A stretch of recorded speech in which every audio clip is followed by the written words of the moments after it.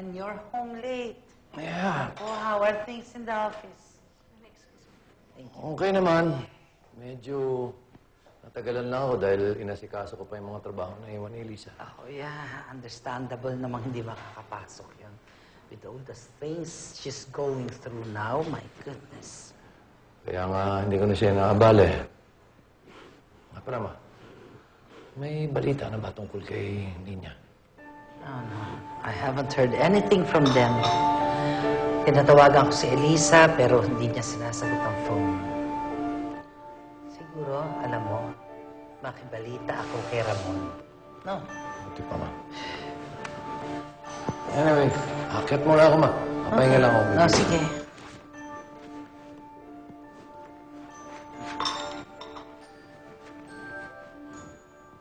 Hello, Ramon?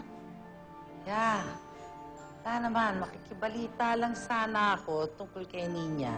Well, Amanda, hanggang ngayon wala pang balita. All our search for Nina has proved futile. Wala. Pati ang mga pulis, wala silang leads. Alam mo ba, buong araw na kami, buong gabi naghihintay sa telepono for any kind of calls. Walang pumapasok na any incoming call, not even for ransom money. My God, nasaan na kaya si Nina? Well, I just hope that no news is good news. Kumusta naman si Elisa? Not very well, pati si Michael naapektuhan na yan. Alam mo, hindi maganda sa relasyon nila ito. Naapektuhan sila. Kaya nadagdagan pa sa pagdating ni Sofia. What? Nagbalik si Sofia? Yeah, she came back purportedly to help look for Nina. But Elisa thinks otherwise. Personally, ang palagay ko dyan, hindi na siya dapat bumalik dahil nakakadagdag lang siya sa gulo. She's making everything more complicated as it is.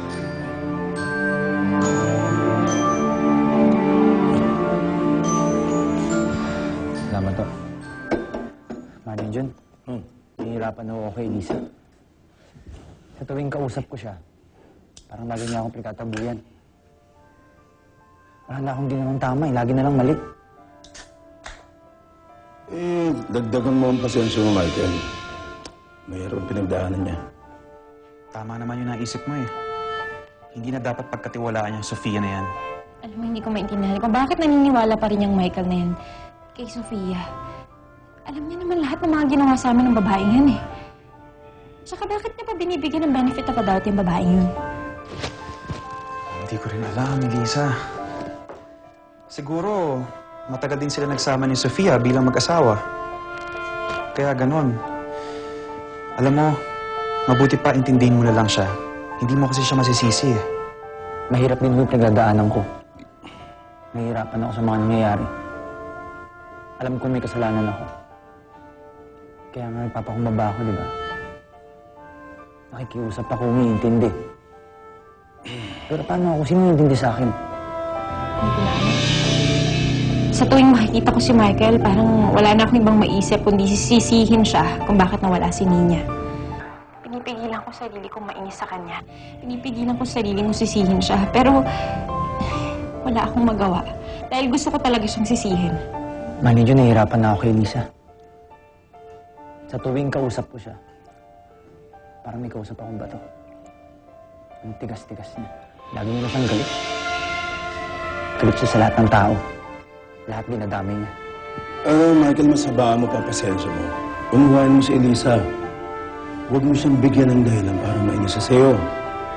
Maski magtatalak man yun, ibig sabihin nun, hindi ka niya mahal. At saka, ang masama nun, huwag mo sabayan ang galit niya. Hindi kayo magkakaproblema. Baka pati relasyon niya masira. Mo kami nag-aabang na sa asawa mo. Ano kong nag-aabang? Sinasabi ng puso ko na naintindihin na lang siya na hindi niya naman kasalanan. Pero wala akong magawa. Parang gusto ko talaga siyang sisihin, gusto ko siyang murahin. Dahil kung hindi dahil sa kanya, hindi mawawala si Nina eh. Bumalik na sa Maynila si Atty. Luis. Nakita siya ni Elisa sa mall kanina.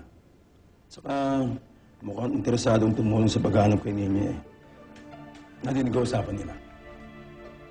Alam mo, Michael, ayokong bigyan ng mali siyang pagkakaibigan ng dalawa. Pero lalaki tayo. Alam natin pag may type sa isang babae na lalaki. Kaya, unahin mo si Elisa. Ikaw rin. Mukhang masama ang tao ngayon sa asawa mo eh. Ikaw rin baka hindi mo siguro gusto yung interview ng asawa mo kay Atty. Luis, di ba? Elisa, tama na. Nahihirapan ako. Natatakot ako. Anong kinakatakot mo? Natatakot ako na baka pag hindi namin nakita si Nina, baka pati yung pagmamahal ko kay Michael tuluyan na mawala. Unti-unti ko nang nararamdaman ngayon na parang nawawala na yung pagmamahal ko sa kanya. Sana makita ko na si Nina para mabalik na ulit ang pagmamahal namin at mabuo na ang pamilya namin.